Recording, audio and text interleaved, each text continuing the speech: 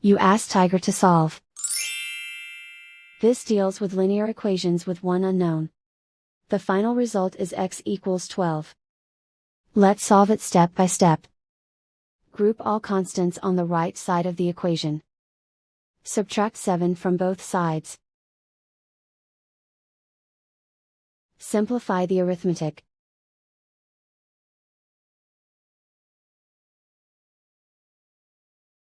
Isolate the x. Multiply both sides by inverse fraction 3/2.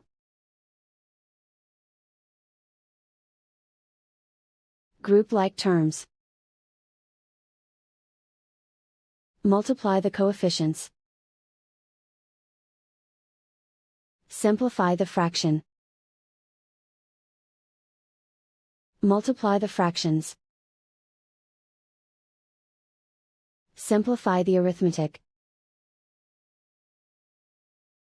And so the final result is x equals 12.